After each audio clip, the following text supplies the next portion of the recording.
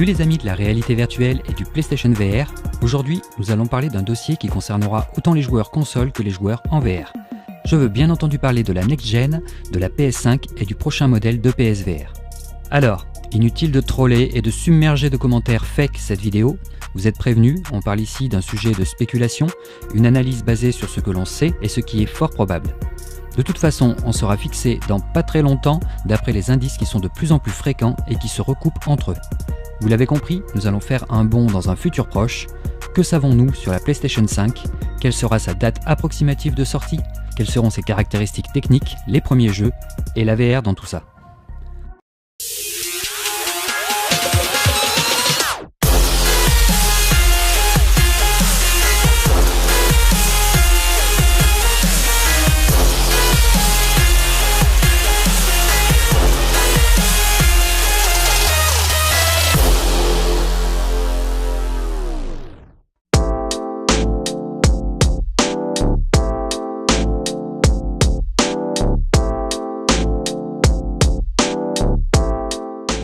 À quelle date sera lancée la PS5 ? Pour prédire cela, le meilleur moyen reste de faire un bref retour en arrière de la marque PlayStation. La première PlayStation a été commercialisée le 29 septembre 1995. Le 18 mai 2004, soit près de 10 ans après son lancement, Sony annonce avoir distribué 100 millions de consoles dans le monde et plus de 962 millions de jeux PlayStation. La PlayStation 2 a été annoncée le 11 mai 1999 durant l'E3. En septembre 2000, Sony commercialise la PS1, c'est une version redessinée de la PlayStation, elle est environ un tiers plus petite que le premier modèle. La PS1 est entièrement compatible avec les jeux de la PlayStation, elle est fournie avec un pad DualShock, le modèle a été distribué à 28,15 millions d'exemplaires. Le 24 novembre 2000, Sony commercialise la PlayStation 2 en Europe. En novembre, retenez ce mois. La PS2 est sortie le 4 mars 2000 au Japon, le 26 octobre 2000 en Amérique du Nord et le 30 novembre 2000 en Australie. Elle a connu un succès immédiat avec 1 million d'exemplaires vendus en quelques jours au Japon.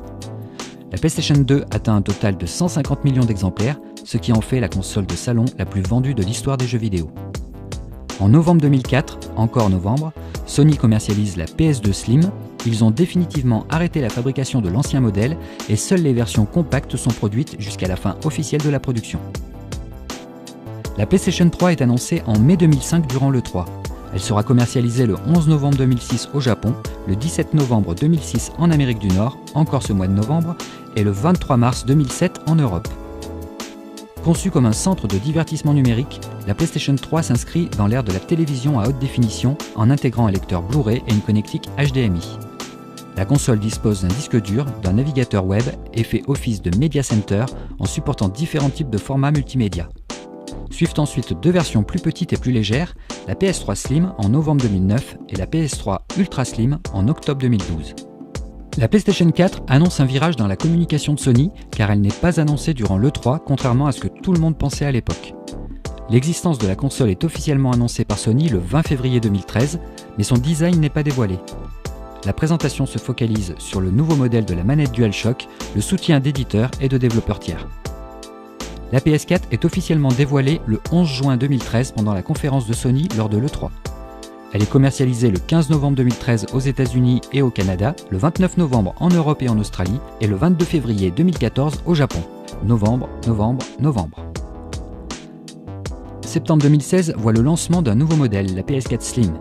Elle se distingue du modèle original par un nouvel aspect, le concept général du double parallélépipède est maintenu, mais ils sont de tailles différentes, avec une partie inférieure plus grosse que la partie supérieure. Au mois de novembre 2016, Sony lance une version plus puissante de la PS4, nommée officiellement la PS4 Pro, permettant la compatibilité de certains jeux avec le format Ultra HD. Elle apporte également la puissance nécessaire pour améliorer le rendu des jeux en réalité virtuelle. On peut considérer la PS4 Pro comme une révision matérielle de milieu de génération. Le PlayStation VR, anciennement connu sous le nom de code Projet Morpheus, est annoncé en 2014 par Sony Computer Entertainment. Il est conçu pour être essentiellement utilisé avec la PlayStation 4 de Sony. Lors de la Game Developer Conference en mars 2015, Sony dévoile les caractéristiques du casque et annonce une date de sortie pour le premier semestre 2016. Son nom définitif PlayStation VR est annoncé lors du Tokyo Game Show de 2015. Le PlayStation VR est commercialisé le 13 octobre 2016 en Europe. Voilà, on a tout ce qu'il nous faut sur la table. Il s'est écoulé 62 mois entre la sortie de la PS1 et celle de la PS2, 76 mois entre la PS2 et la PS3, et enfin 80 mois entre la PS3 et la PS4. Si on suppose que l'écart entre la PS4 et la PS5 sera le même que celui entre la PS3 et la PS4, soit 80 mois, cela nous donne une date de sortie de la PS5 estimée au mois de juillet 2020. Mais une console ne sortira jamais en juillet. Le mois de novembre semble être un bon mois pour sortir une PlayStation. Sony bénéficie ainsi du boost des ventes de Noël. Cela sous-entend par contre que l'annonce de la PS5 se fera au moins 10 mois avant sa sortie, voire un an, c'est-à-dire en fin d'année 2019. Si on considère que la date de sortie de la PS4 Pro se trouve au milieu du cycle de vie de la famille PS4, alors on peut estimer une commercialisation de la PS5 pour la fin d'année 2019, et donc pour une annonce plus qu'imminente en février. Il reste à savoir quand Sony lancera un éventuel PSVR 2. On va regarder ça de plus près maintenant. La PS2, PS3 au Japon et aux USA, la PS4 et la PS4 Pro ont été toutes commercialisées en fin d'année avant les fêtes, au mois de novembre. On a donc deux périodes plus propices à la sortie d'une éventuelle PS5. La première période est en novembre 2019. En se calquant sur le modèle de lancement de la PS4 en novembre, son annonce officielle avait été faite en février de la même année. Cela voudrait dire que son annonce est imminente. Un peu trop à notre goût, car sur cette génération, Sony dispose d'une révision plus musclée par rapport aux anciennes générations, la PS4 Pro. Une commercialisation en 2019 ne nous semble pas probable. Supposons donc que la commercialisation de la PS5 arrive en fin d'année 2020. Soit en novembre 2020. Cela laisse de la marge à Sony pour communiquer et annoncer son produit phare.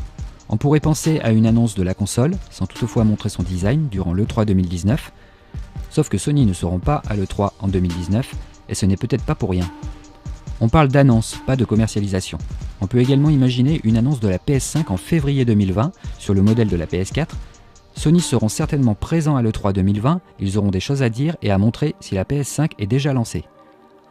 Mais une première mention de la PS5 durant l'E3 2020 serait bien trop tardive pour une sortie en novembre. Il nous reste donc une fenêtre entre juin 2019 et février 2020 pour teaser la PS5 si la date de commercialisation est novembre 2020. D'autres facteurs vont entrer en compte dans le choix de la date de commercialisation. Cela dépendra essentiellement des ventes de PS4 dans le monde. Les derniers chiffres de vente de la famille PS4 s'élèvent à 91,6 millions d'exemplaires au 31 décembre 2018. 18 millions de machines ont été vendues en 2018, soit 2,2 millions de moins qu'en 2017. Les ventes amorcent une baisse, et ce, malgré des baisses de prix. Un signe que la PS5 n'est pas très loin. La baisse des ventes va se poursuivre, voilà pourquoi on ne vous propose pas la date de novembre 2021 en commercialisation. Nous avons pris comme base le mois de novembre, mais les mois de septembre et octobre sont également possibles en fin d'année. Le mois de mars peut être aussi proposé, car c'est le mois de la fin de l'année fiscale de la société. Nous allons nous intéresser maintenant au PlayStation VR 2, car son existence peut nous donner des informations sur la PS5. Tout le monde s'en doute fortement, Microsoft seront de la partie en VR sur la prochaine génération de consoles et Sony ne vont pas abandonner leur bébé, d'autant plus qu'ils sont leaders sur un marché naissant. La PS5 reste prioritaire pour Sony. Ils ne vont pas se court-circuiter des ventes de consoles à cause du PSVR 2. Il est par exemple très peu probable qu'ils lancent en même temps un PSVR 2 à 4 ou 500 € et une PS5 dans la même fourchette de prix. Tous les joueurs consoles n'ont pas les moyens de dépenser 1000 € dans un kit PSVR 2 PS5 dès le départ. Si le PSVR 2 est compatible PS4 Pro et PS5, on parle donc de rétrocompatibilité de la PS5 avec les jeux VR PS4. Les joueurs qui dépenseront pour un nouveau casque ne dépenseront pas pour une PS5, ce qui court-circuiterait les ventes de la PS5. Si le nouveau casque VR de la PS5 est exclusif à la PS5, alors les joueurs seront obligés de prendre la console en premier et le PSVR 2 serait un gouffre financier à son lancement. Dans le cas d'une sortie en 2021 ou plus tard, on pourra dire que Sony aura tué l'engouement pour la VR, le casque PSVR sera totalement dépassé, il l'est déjà. Ils n'auront proposé qu'un seul et unique modèle en VR, là où la concurrence PC comme HTC Vive ont proposé sur la même période un HTC Vive, un Vive Focus, un Vive Pro et un Vive Cosmos, avec à chaque fois des améliorations importantes laissant sur place le PlayStation VR. L'hypothèse la plus probable semble être donc, à notre avis, une sortie du PSVR 2 avant la sortie de la PS5. Une sorte de PSVR Pro compatible PS4 Pro et PS5.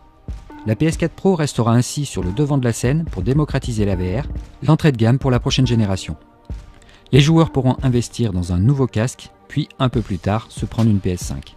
On vous rappelle que le nom de code de la PS4 Pro c'était la PS4 Neo, le nom de code du PSVR c'était le Morpheus, Neo Morpheus. Ces deux hardwares ont toujours été pensés pour être ensemble.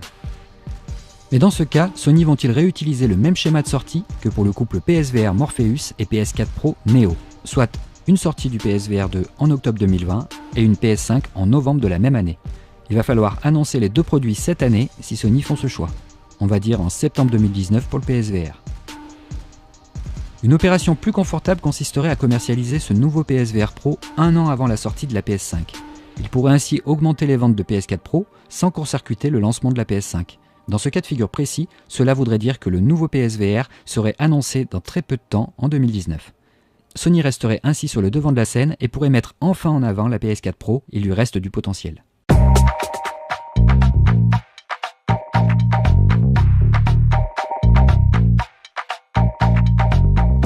Les analystes financiers, dans leur grande majorité, se moquent bien des jeux vidéo.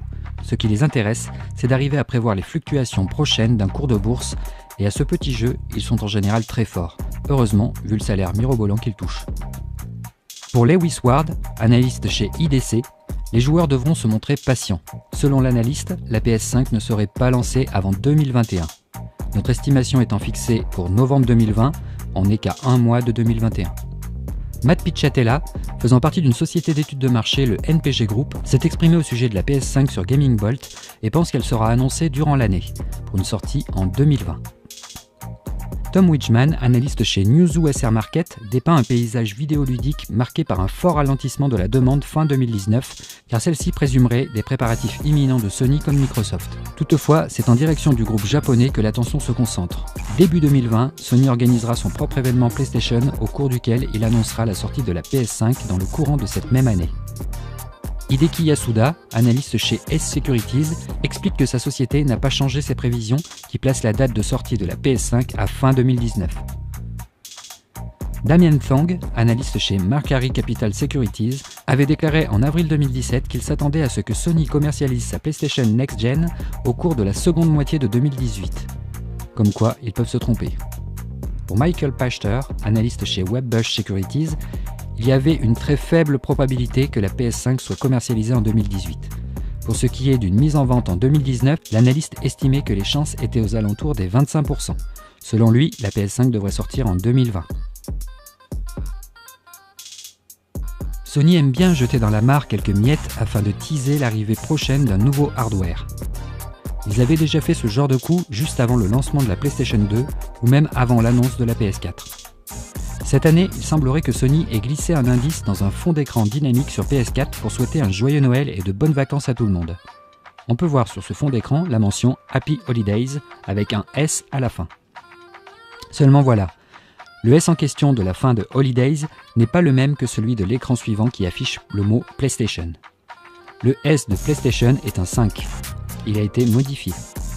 Dans une police de caractères, une case correspond à une lettre minuscule ou majuscule. Il n'y a pas 2 ou 3 sortes de S de disponibles. Bref, ça sent le teaser Sony à plein nez et ça pourrait vouloir dire qu'il va se passer quelque chose cette année en 2019. Une annonce en 2019 est possible et une commercialisation en 2020. Francis, you think the Thornbeak's around here? The old fears.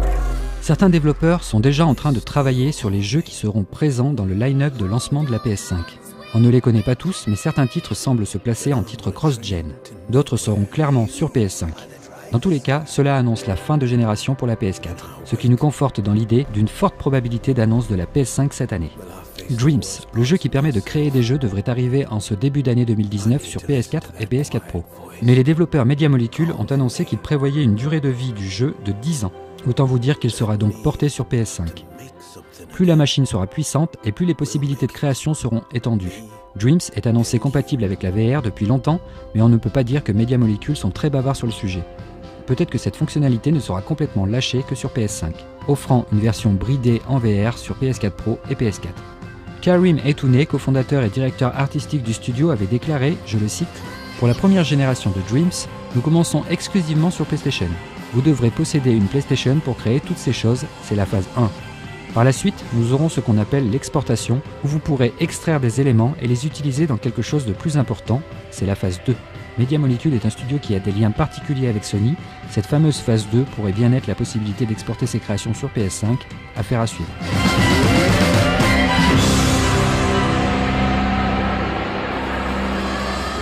The Last of Us 2. Souvenez-vous de l'E3 2018 et du lancement du trailer de The Last of Us 2. Le jeu était tellement beau que de nombreux joueurs s'étaient demandé si le jeu n'était pas en réalité une version PS5. Comment Naughty Dog avait-il fait ? À l'époque, David Anfossi, le directeur d'Eidos Montréal Shadow of the Tomb Raider, s'était exprimé en disant que selon lui, ce trailer ne tournait pas sur PS4 ou PS4 Pro. Naughty Dog ont bien confirmé depuis que le jeu tournait bien sur la génération actuelle. Il y a cependant de grandes chances que le titre soit l'un des derniers de la PS4 et qu'il se voit également porté sur PS5 pour le lancement de la console.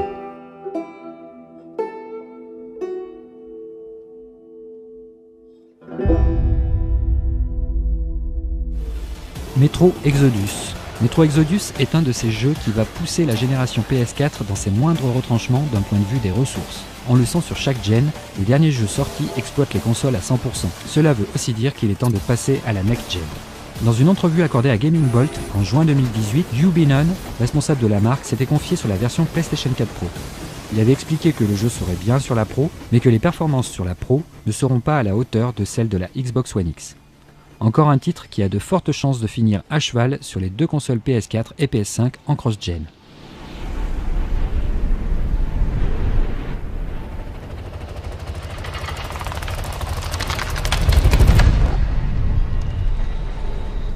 Death Stranding. Hideo Kojima est une des figures emblématiques du monde du jeu vidéo. Le papa de Metal Gear Solid a des liens particuliers avec PlayStation depuis ses débuts. Son dernier jeu, Death Stranding, sera certainement l'un des derniers gros titres AAA de cette génération. Lors d'une interview demandant à Kojima si Death Stranding arriverait en 2019 sur PS4, il avait répondu « Est-ce que 2019 est l'année de la baleine ? Soyez attentifs en ce qui concerne Death Stranding. » C'est quoi cette histoire de baleine ? Ok, bon, on comprendra peut-être plus tard. Quoi qu'il en soit, Death Stranding a lui aussi de fortes chances d'être porté sur PS5 pour son lancement.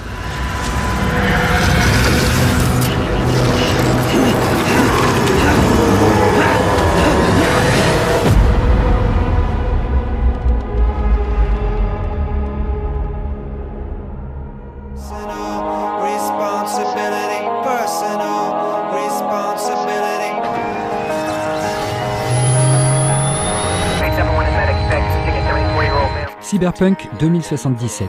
On entre maintenant dans les titres annoncés qui pourraient bien sortir en même temps que la prochaine gen. Parmi eux, le prochain jeu de CD Projekt, Cyberpunk 2077. Le jeu est actuellement en développement sur PS4 et Xbox One, mais également sur PS5 et Xbox Scarlett. Le prochain jeu de CD Projekt sera bien cross-gen. Son développement a commencé en 2012.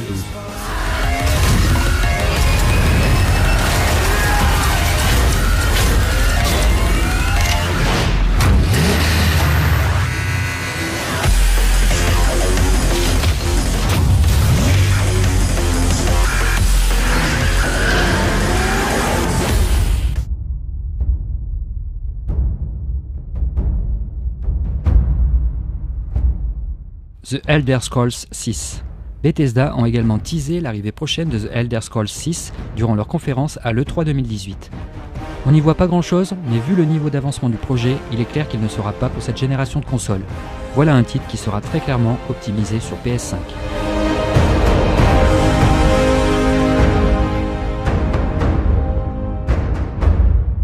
GTA 6, il n'y a pas de génération de PlayStation qui n'a pas eu droit à son épisode de GTA. En ce moment, Rockstar New York recrute. Dans les annonces publiées, Rockstar Games est à la recherche de différentes compétences pour de nouveaux gros titres, décrits par la société comme des projets de prochaine génération. Ils recherchent des artistes techniques, dont un artiste principal en environnement, afin de rejoindre une équipe chargée de créer des mondes de nouvelle génération pour des projets excitants à venir. La branche indienne embauche également un artiste de véhicules. Et les véhicules, ça court pas les rues dans Red Dead Redemption 2.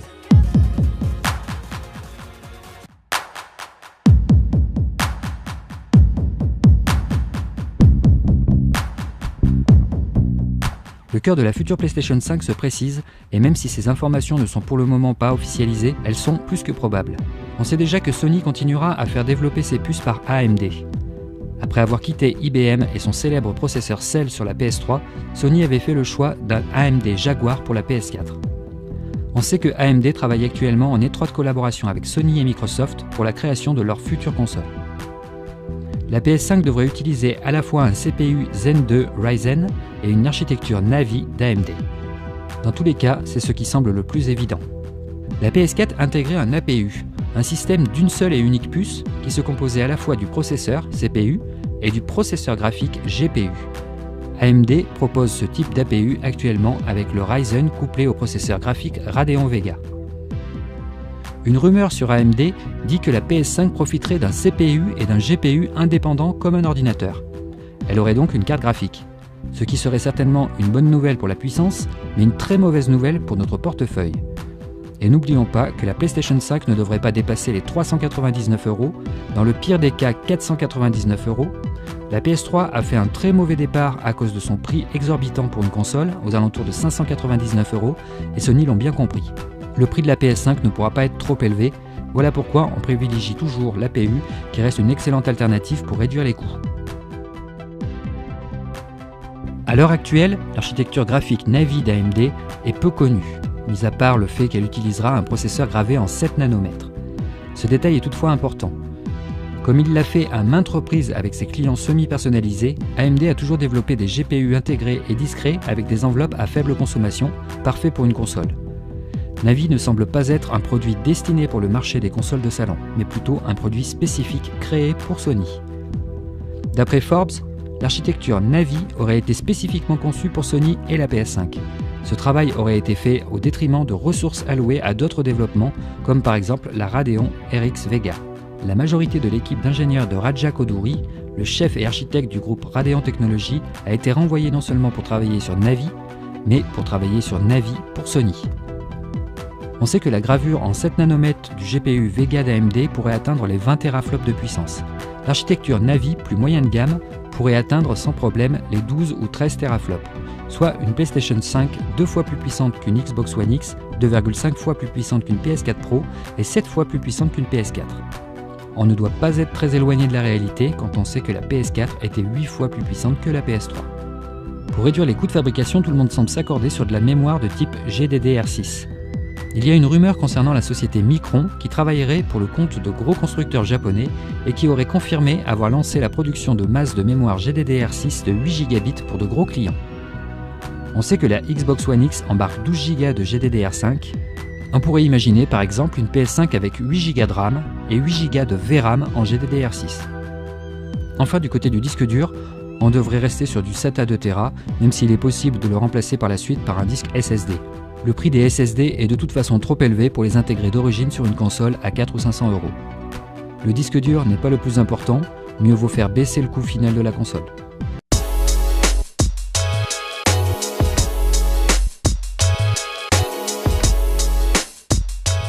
La next-gen risque fort de voir arriver de nouveaux outsiders dans la place. La bataille risque d'être féroce et certains constructeurs pourraient bien y laisser des plumes au passage. Bien entendu, Microsoft seront présents dans la course. D'après Windows Central, Microsoft préparerait actuellement une Xbox Lockhart et une Xbox Anaconda. Ces deux consoles seraient commercialisées en 2020. D'après le blogueur spécialisé Brad Sams, Microsoft devrait d'ailleurs présenter leur nouvelle génération de Xbox lors de l'E3 de juin 2019. La Lockhart succéderait ainsi à la Xbox One S. Il s'agirait d'une console plus abordable, très ressemblante à l'actuelle Xbox One d'un point de vue des performances. La Xbox Anaconda s'adresse aux joueurs les plus exigeants. La console proposerait une expérience de jeu optimale. L'autre nom de cette Xbox est la Xbox Scarlett. Les consoles Microsoft assureront comme d'habitude la rétrocompatibilité sur toutes les Xbox précédentes. Nintendo devrait également être de la partie avec une Switch 2. Mais pour le moment, nous n'avons aucune information à ce sujet. Comment vont-ils réagir face à un marché en pleine transformation ? Les consoles Nintendo ne rivalisent pas d'un point de vue puissance avec leurs concurrentes, mais le savoir-faire de Nintendo n'est plus à démontrer. La puissance n'est rien sans un bon catalogue. Ils doivent cependant préparer leurs arrières dès maintenant au cas où ça tournerait mal pour eux.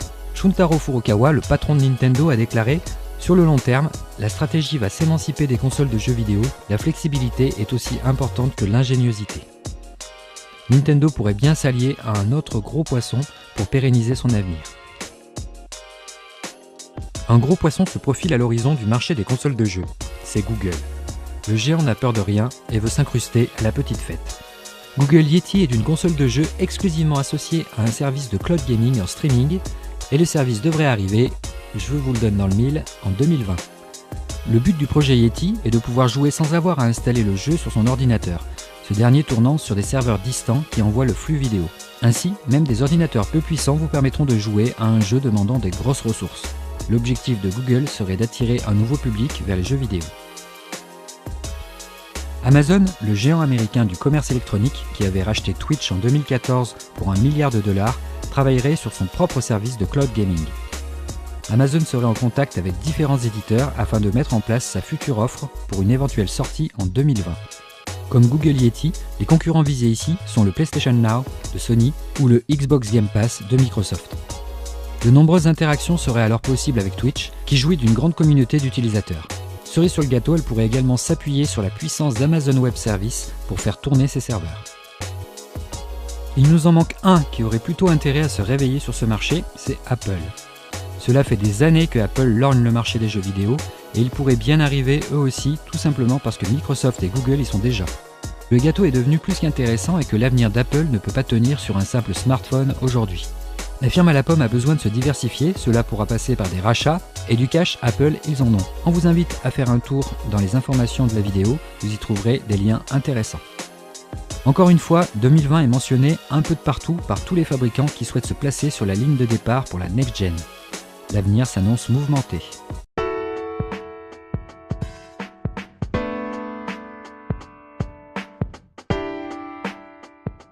La rétrocompatibilité des jeux Sony est une longue histoire. La PS2 autorisait de jouer avec des jeux PS1 et les premiers modèles de PS3, la 20 Go NTSC, 60 Go PAL NTSC et 80 Go NTSC, autorisaient de jouer avec des jeux PS2.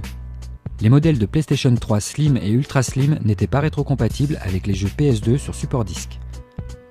Le changement d'architecture AMD de la PS4 a cassé cette habitude. Cette rétrocompatibilité de la PS5 qui est autorisée entre les consoles Microsoft offrirait un double avantage non négligeable pour Sony. Le premier sera de faire plaisir aux joueurs qui pourront rejouer à leurs jeux PS4 sur PS5.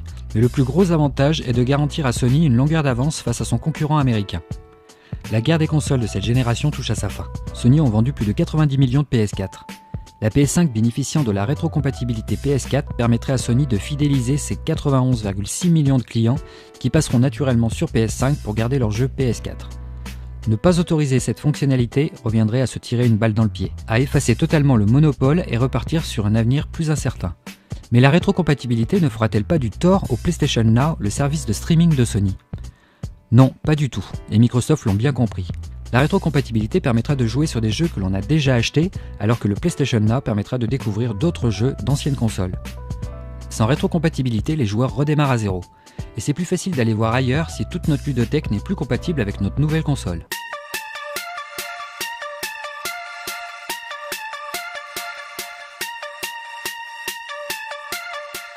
Notre conclusion sera relativement claire et brève.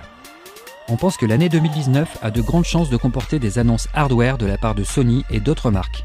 Une annonce d'un nouveau PlayStation VR est possible, l'annonce de la PS5 également. L'année 2019 sera une année de transition et de fin de cycle qui verra arriver les derniers jeux de la famille PS4. Voilà pourquoi il était inutile pour Sony d'être présent à l'E3 cette année.